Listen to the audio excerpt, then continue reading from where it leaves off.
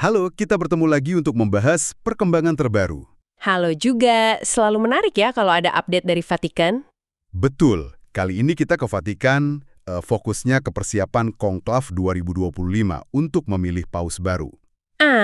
Iya, konklav selalu jadi momen penting kan?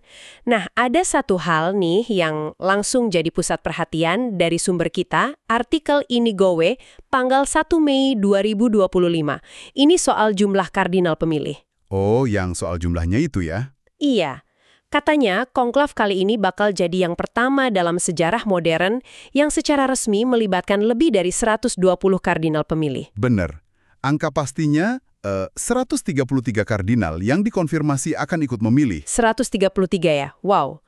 Mari kita telusuri bersama, kenapa sih angka 133 ini penting?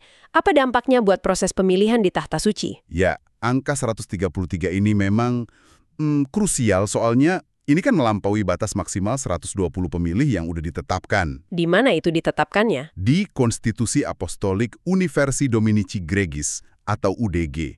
Itu dokumen utama yang ngatur tata cara pemilihan paus. Oke, UDG. Jadi ini langsung bikin bertanya-tanya ya, kok bisa lebih? Persis, ada aturan formalnya soalnya. Batas 120 pemilih ini kan pertama kali ditetapkan oleh Paus Paulus VI tahun 1975.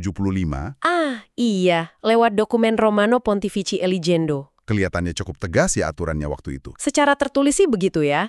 Tapi, ini yang menarik, kenyataannya di lapangan itu beda. Beda gimana maksudnya? Sejak Paulus VI, paus-paus berikutnya kayak Yohanes Paulus II, Benediktus XVI, sampai Fransiskus, itu cukup sering loh ngangkat kardinal baru dalam konsistori. Konsistori itu upacara pengangkatan kardinal ya? Betul.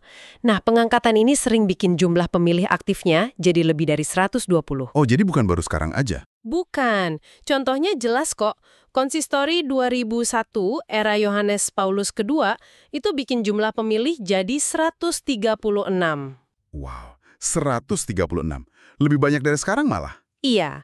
Terus konsistori 2012 di masa Benediktus XVI jadi 125 pemilih. Malah di bawah Paus Fransiskus, Desember 2024 kemarin, jumlah pemilihnya sempat nyentuh 140. Wah, 140. Artinya, praktik melampaui batas 120 ini udah sering terjadi ya ternyata? Bisa dibilang gitu, sudah ada polanya. Oke. Berarti, meski aturan tertulisnya 120, prakteknya sering beda. Nah, untuk Konklav 2025 ini, Kolesi Kardinal, Badan Semua Kardinal itu secara resmi nerima ke 133 kardinal yang memenuhi syarat buat milih. Benar, diterima secara resmi. Terus gimana justifikasinya? Kok bisa diterima resmi sekarang? Apa ini nggak dianggap mengabaikan aturan formal yang tadi disebut? Nah, landasannya itu ada di pasal 36 UDG itu sendiri sebetulnya. Oh ya? Pasal 36 bilang apa? Pasal itu menegaskan hak memilih bagi setiap kardinal yang sah diangkat dan diumumkan dalam konsistori. Jadi hak pilih itu fundamental. Aha, jadi hak individunya yang ditekankan ya? Betul, makanya pelampauan batas 120 ini sekarang lebih dilihat sebagai, pengecualian yang didasarkan pada hak fundamental kardinal pemilih itu. Jadi bukan pelanggaran aturan? Bisa dibilang aturan 120 itu secara de facto atau dalam praktiknya udah kayak dikesampingkan gitu oleh kebijakan pengangkatan kardinal Paus Fransiskus sendiri. Oke. Jadi ini bukan pembangkangan, tapi lebih kayak evolusi praktek internal gitu ya? Tepat sekali. Evolusi praktek. Sebuah evolusi praktek. Menarik ini. Artinya, ini bukan sekedar soal angka nambah ya, tapi nunjukin ada semacam ruang gerak atau fleksibilitas dalam menafsirkan aturan internal gereja, padahal kan kita sering anggap aturannya kaku banget. Betul. Implikasinya lumayan signifikan loh. Apa tuh implikasinya? Ini nunjukin gimana kepemimpinan gereja secara pragmatis gitu, mencoba menyeimbangkan antara tradisi tertulis dengan kebutuhan zaman. Kebutuhan zaman kayak gimana misalnya? Misalnya representasi geografis gereja global yang lebih luas. Kan kelihatan dari pola pengangkatan kardinal oleh paus-paus terakhir, terutama Paus Fransiskus. Banyak dari negara-negara yang dulunya nggak punya kardinal. Masuk akal. Jadi lebih beragam ya pemilihnya? Iya, dan ini mungkin juga bakal ngaruh ke dinamika pemilihan di dalam konklav itu sendiri. Komposisinya kan jadi lebih beragam. Oke. Terus kenapa ini penting buat Anda pendengar kami pahami? Iya, ini ngasih perspektif ya. Gimana institusi sebesar dan setua gereja Katolik yang tradisinya kuat banget ternyata bisa juga beradaptasi. Atau paling nggak, gimana aturannya bisa ditafsirkan lebih lentur gitu ya saat ketemu realitas di lapangan. Persis. Ini bukan cuma soal angka 133 lawan 120, tapi tentang gimana aturan dan praktik bisa jalan barengan.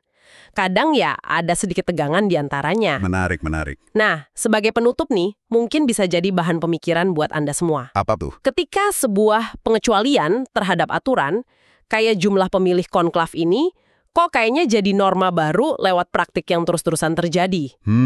Iya ya. Pertanyaan yang muncul kan, apakah presiden ini membuka jalan buat penyesuaian aturan-aturan formal lainnya di masa depan dalam gereja? Atau jangan-jangan ini bakal tetap dianggap kasus unik aja? Nah, itu dia. Atau ini cuma anomali yang ditoleransi khusus buat konteks pemilihan paus aja? Ini sesuatu yang menarik buat direnungkan lebih lanjut. Sebuah pertanyaan terbuka ya untuk masa depan. Baiklah, pembahasan yang sangat mencerahkan. Terima kasih sudah berbagi analisisnya. Sama-sama. Sampai jumpa di pembahasan berikutnya. Sampai jumpa.